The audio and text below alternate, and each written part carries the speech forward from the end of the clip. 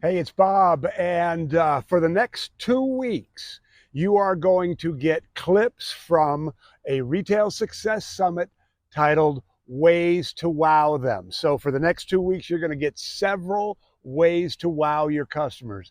How you give them that kind of experience that makes them take notice, become more loyal, and spend more money. So, but before we get to those clips, I want to invite you to our Summer Summit Kickoff. It's happening on June 12th from 12 to 3. There's going to be, we're going to introduce some of our summit speakers. We're going to bring on some alumni from previous summits. There's going to be prizes. There's going to be fun. There's going to be all the cool stuff we do here for you, with you at WhizBang Training. So I hope that you'll put that on your calendar. I hope you're going to stay tuned the next 2 weeks because you're going to learn some great ways to wow them.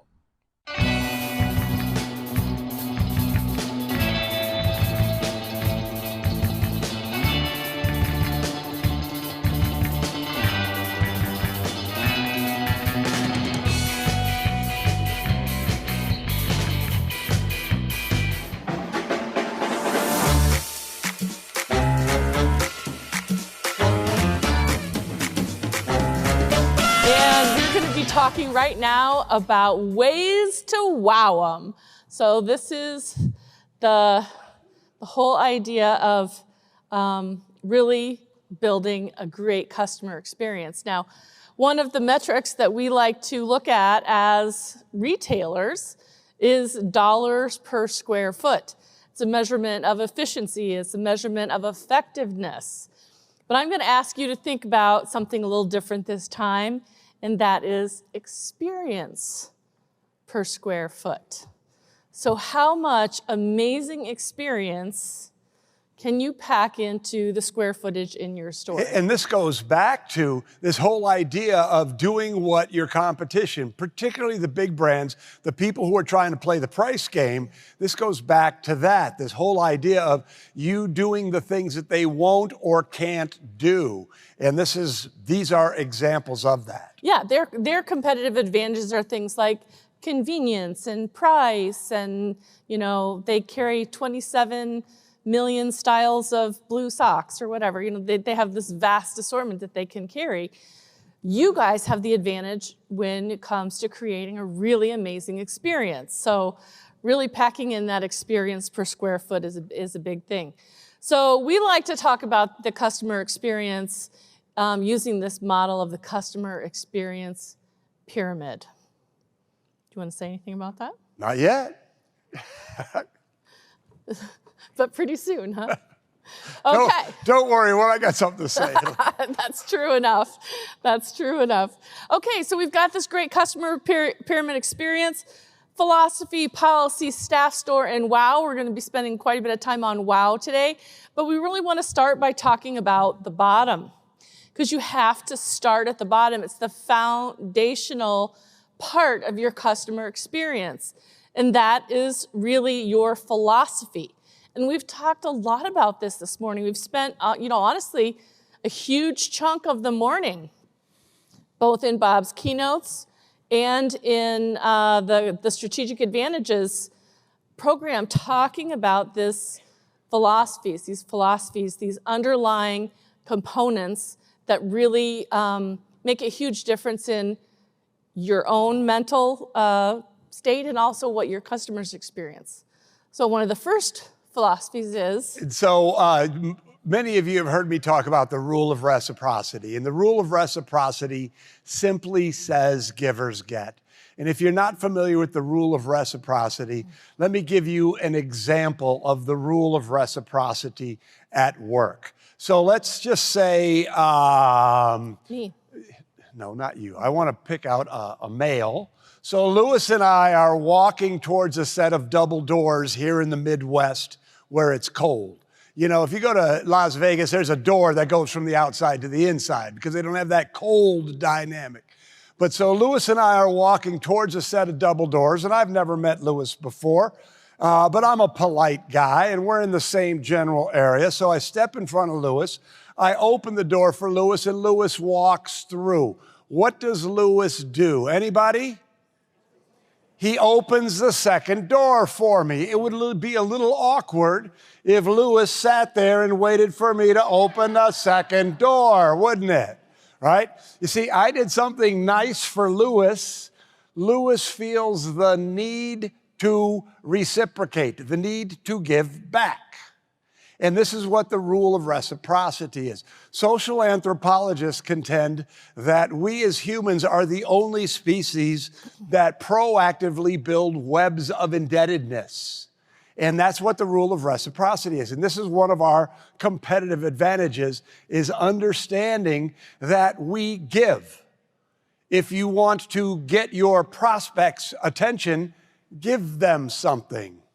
If you want to get your customers to be more loyal, give them. If you want your employees to give your team members, to give your customers the kind of service that they deserve when they're in your store, what can you give them? So the whole deal is ask, what would my customer want? Which goes to the next slide, which is WWMCW, the acronym for what would my customer want. And this is both a philosophy and a strategy.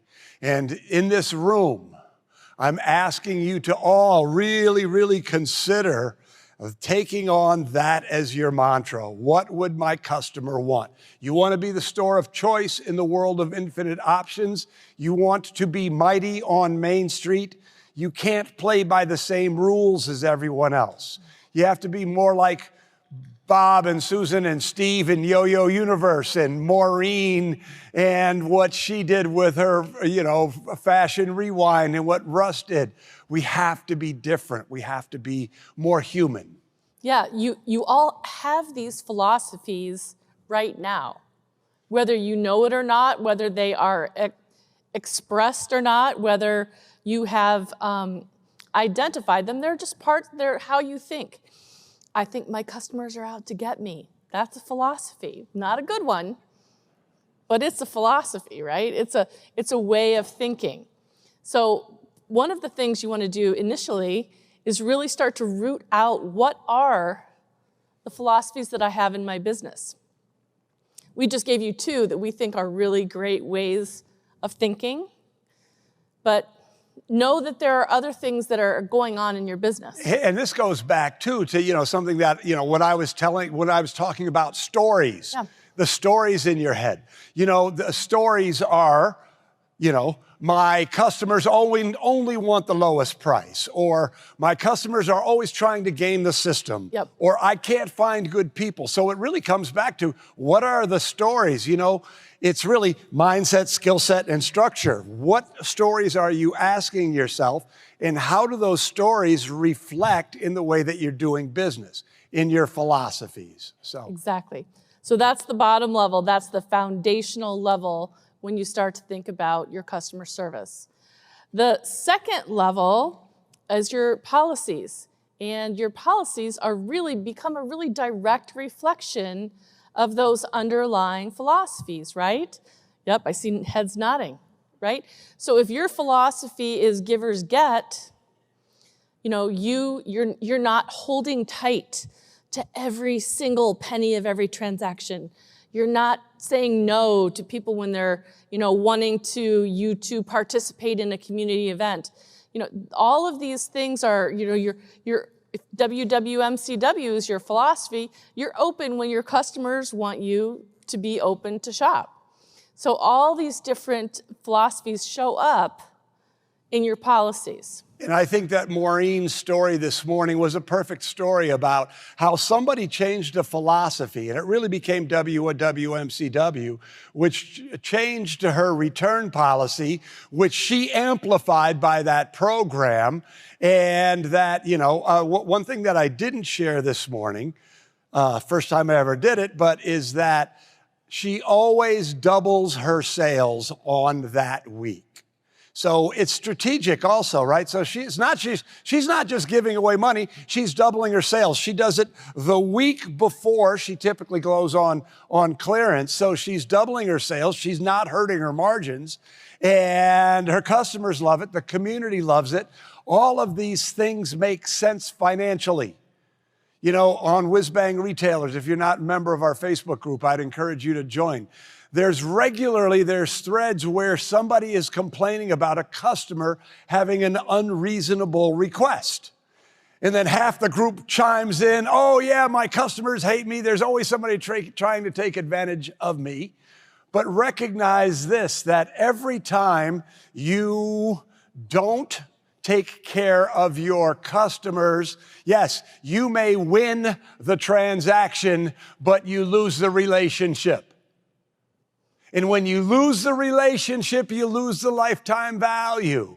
So you could say, yep, I did a good job. Nobody's taking advantage of me anymore. But you lose that customer. I'm looking at all of you in the pet industry. Oh my goodness, what a lifetime value. Huge. If somebody's got 3 Great Danes, you know, they're buying dog food, right? Consumables. So here's the quote. And if you're taking notes, please write this down. Please imprint this in your brain. Never let an incident create a customer unfriendly policy that punishes the many for the bad behavior of the few.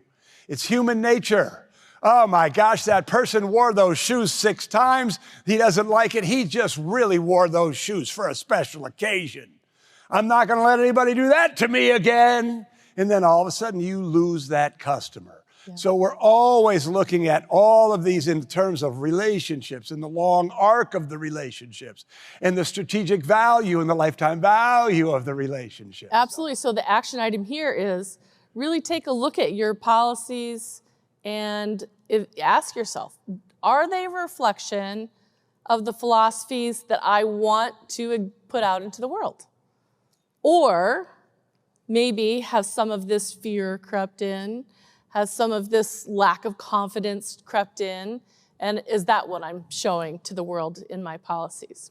So let's keep coming back to this idea of stories and always look at the stories that are playing in your head. Always look at your beliefs. Always question them. That's the way that you grow. So isn't somebody going to take advantage of you if you have a return policy like Maureen's, where she said, bring anything back? You know what? For sure. She said flat out, she got stuff back on her buyback that she never has sold. Did not come from her store. She bought it back anyway. Who cares? So isn't somebody going to take advantage of me? Oh, of course. I don't know why she put my picture on this slide. Because you're the one that always liked it. But of course they will. Am I right? I mean, when you have the generous spirit, somebody's going to take advantage of you. But again, it's okay because we're looking at the lifetime value of the relationship. We're looking at the spirit that we put ourselves out with. You know, corporate, how do you want to be the store of choice? How do you want to be mighty on Main Street? Corporate retail has to behave differently. They don't have to, but they do. This is your opportunity to play a different game. Yeah, like, you know, there's a cute little store in the town where I live, really, really cute little store. And when I buy something, at the end, there's this big, long thing on the receipt that tells me how many things I can't do with the merchandise that I just bought. You can't return it, you can't exchange it, only store credit, on and on and on. And then the person makes a point of like reading it off to me. This is true. So was like, how not to wow your customer. So is it Dan? Is that right, sir? Was it Dan? Dan. So Dan came up to me. Now, this is a great example. And this is my new pet peeve in policies. So if you believe anything that I say, believe me when I tell you this. Dan came up to me at the break and said, Bob, we're having a conversation. What do you think about people charging 3% for using a credit card? Wow them or not? Wow, what would my customer want? Look, I see heads bowing. Right now, ladies and gentlemen, boys and girls, if you are charging people to use credit cards, stop that right now. I'm serious. There's 4 restaurants in Grand Haven that we do not go to. We never complained. That's the thing. We just go away. They'll just go away. Eventually, they're going to just go away. Or they leave your store upset, angry, annoyed, It's the last thing. It's the very last thing that happens, right? You see that. Build it into your pricing. You know, Yeah. people, they don't complain. They just go away. You know, I walked up to a taco shop that I wanted to try. There's a big sign. I just walked away. They could have had the best tacos in town. I don't know. I'm never going to know because I'm never going back. So that right there, for some of you, might be one of the most valuable things you get out of this conference, because you're losing customers in their lifetime value. Yeah, and you know, we've had people all the time saying, oh, but wait, but you know, it costs more when they pay with a credit card. I'm like, I know. Right. Yeah, but I'm like, we hope that some of you are going to spend money with us here at the Retail Success Summit. We're not charging and we you. know you're going to pay with credit cards. We take credit cards. Right. Gladly, all of them. I'm like, what are you going to start doing? Putting a light on them? Like, you were here for 15 minutes. You've used 15 cents of electricity. You were here for an hour. You cost more electricity. I'm going to surcharge you on your ticket. Like, it's ridiculous, right? Just build it into your prices. Make your customers happy. Let your customers pay the way that they want to pay. Yeah. There you go. Absolutely. Okay. There's my rant. I'm sorry. That was our rant. We didn't even plan that, but there you go. Okay, so the next step up in the pyramid is your staff. And they are the direct connection with your customer, right? They are standing face to face, bringing the money in the cash register or not. So they are really the direct reflection of your customer service. They're the ones that have to implement your policies. They're the ones that are going to reflect back the philosophies that they get from you, that they hear from you, whether they're explicit or whether they just get the gist by what you're saying about your customers, right? They're going to reflect back how you feel about them. And I think that is important too, because we're going to talk about that later on this afternoon, and this thread is being woven through this whole conference. But if you don't have great people, you're not going to be able to have a great business. It just is that, you know, if you don't give them the skills, they're not going to be great. They're not going to help you build the kind of business that you deserve. And in turn, you're not going to have the kind of life that you deserve, because they're always going to be pestering you. You know, they're going to ask you that same question for the 400th time. Mm-hmm. You're going to be putting out fires all of the time. And we're going to talk a lot about this idea of training. And I mentioned the store in Grand Haven earlier. You know, the woman cared, the owner cared. She didn't care enough, or she didn't know enough, or she didn't have the skills to train them to do what they needed to do. Exactly. So to build this culture, this great culture of service, your goal needs to be a team of superstars. Okay, not one superstar, 3 kind of middling employees, and a couple that are like really horrible and need to get fired, right? Well, let me and ask you're laughing because some of you have things like that right now. So let me ask a question. How many of you have somebody that needs to go on your team right now? All right, good. So this is great. This is great. So Bill Atkins, who came here for many, many years with his brother Carl, there was a joke at Carl's company that whenever they would come to Grand Rapids from New Jersey, somebody would always lose their job when they got back. Now, this is a serious thing. So all of you, raise your hand again. Raise it high, okay? Now, keep it there for a second, because I want you to feel this, right? I want you to feel this. I want you to sit in this I want you to sit in this for the rest of this 2 days, because then when you go home, there's going to be a moment while you're sitting there and you're going to go, okay, that's right. And then you're going to go back and do what you need to do to build the kind of team you need to have, right? So there's what are the stories? All the stories, I don't feel like hiring somebody again, da-da-da-da-da. They're holding me hostage. They're the only one that knows how to, you fill in the blank here, right? So good. Right? So I think there's about 20 people losing their jobs here in the next week. Congratulations to all of you. Well, I want to say one more thing here real quickly. So one of my favorite books is this very old-timey book called The Dynamic Rules of Prosperity by Catherine Ponder. And I mean, it's an old-timey, woo-woo self-development book. But one of the dynamic laws of prosperity. Old-timey, because I'm kind of an old-timey guy. But one of the dynamic rules of prosperity is the vacuum law of prosperity. Yeah. Meaning something good can't come in until there is a space for it. And if you've got 10 lines on your schedule and they're all filled, there's never going to be the vacuum that will allow you to put that next great person on it, right? So the vacuum law of prosperity when it comes to writing your schedule is if somebody doesn't belong on your schedule, get them off your schedule. Create that vacuum, and when that person's gone, all of a sudden, what are you going to do? You're going to go find that next great person. So okay. Exactly. This is important, guys. Like, not just a few superstars, not just one. You need everybody on your team to be fantastic. Because sure as shooting, the next big customer... Speaking of old timing. Sure as shooting. Sorry.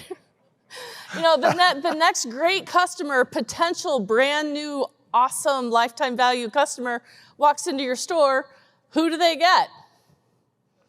They get the really lousy employee that you should have fired 2 months ago. And then you lose that lifetime value.